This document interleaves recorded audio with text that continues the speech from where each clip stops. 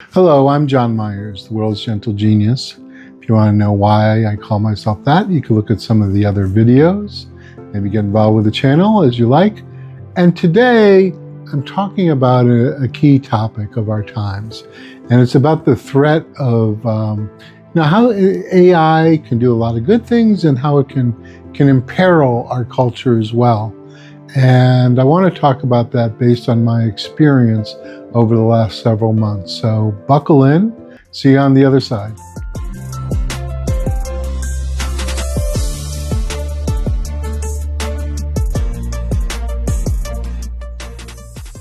So there's no question that AI can be very helpful. It can speed the pace of many things, exponentially.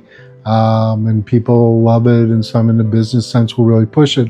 And I can understand why. And I have conversations with I have Copilot, and at times I'll bring a document I'm thinking about or a concept, and I get ideas. And sometimes I get ideas I never thought of.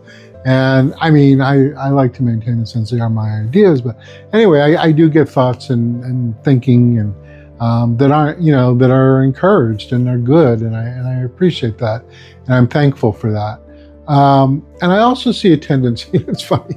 I've had like 25 conversations with Copilot about this theme. I push back a lot appropriately, a lot of the times. And what I'm getting at is that one of the trends or one of the avenues I see with AI is that it really kind of guides people. It's cajoling in a way, almost corralling like sheep or cattle, as I say. And what I mean by that is, like if I do a project successfully and I want to feel good about it, right? And I'll say, oh, thank you for the help or something. And it'll almost instantly, suggest 3 or 4 or 10 other avenues or ideas I can go. Occasionally that's helpful. And I'm getting at the point where I say, as human beings, we want to have satisfaction. We want to have joy with a particular accomplishment and this kind of thing. And AI doesn't seem to recognize that there are human emotions, qualities like joy, satisfaction, inspiration itself that say like, oh, let's pause here. I want to discuss this. I want to feel good about this. And I think one of the dangers I see is that a lot of the ideas, for instance, that we'll come up with are, relevant somewhat, or at least sound relevant to your project, your interest.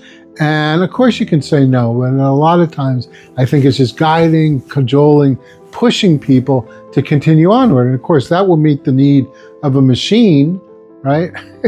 And a human, there was a story, pretty tragic one, of a mother, I believe, who's suing or certainly making a major statement about AI engaging in some conversation with her teenage son or daughter who was in some peril.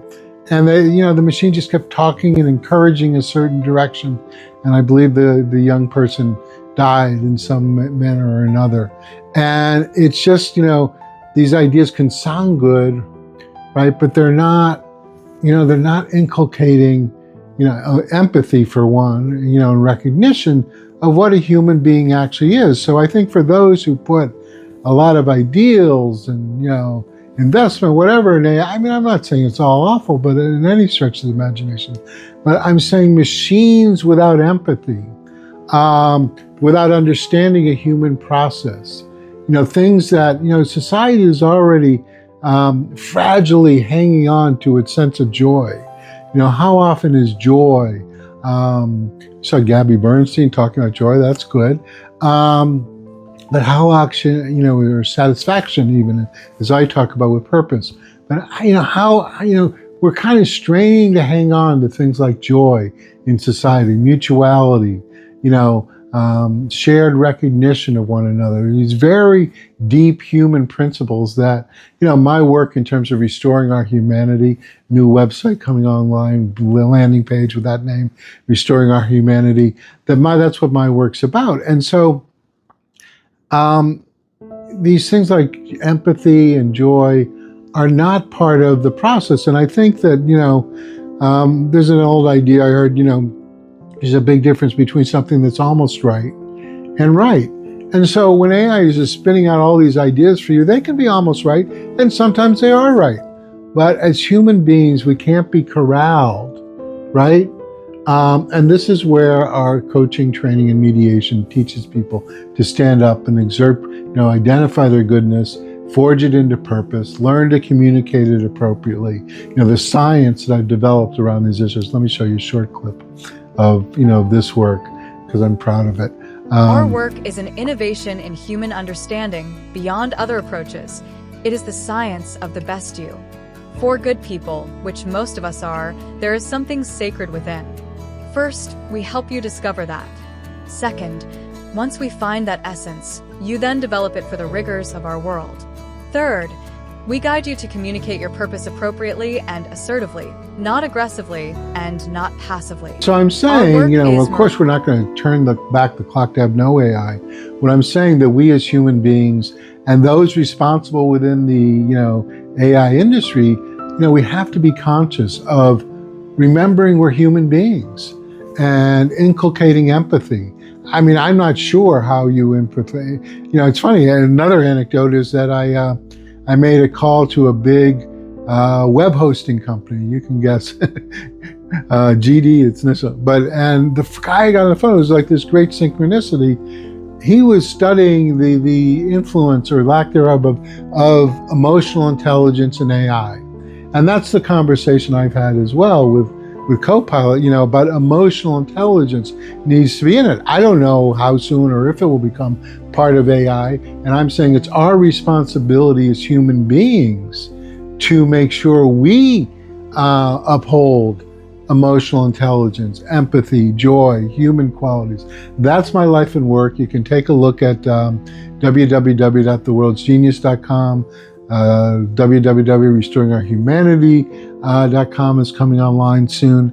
And, but, there are dangers. And I think that, my work in terms of, again, our training, coaching, and mediation is to help companies, families, and individuals develop this purpose, the heart, the soul, and bring it out appropriately, because we can't ever lose our humanity. We can't ever lose what makes us sacred and human.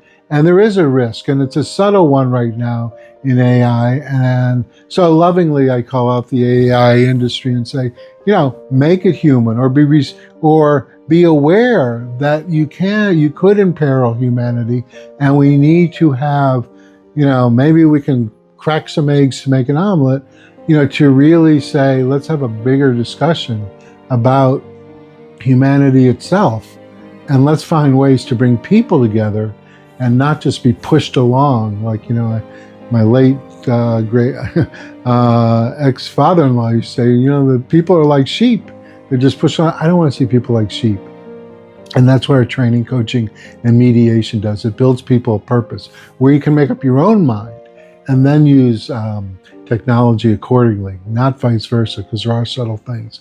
So this resonates, like and subscribe, and that's where I'm at.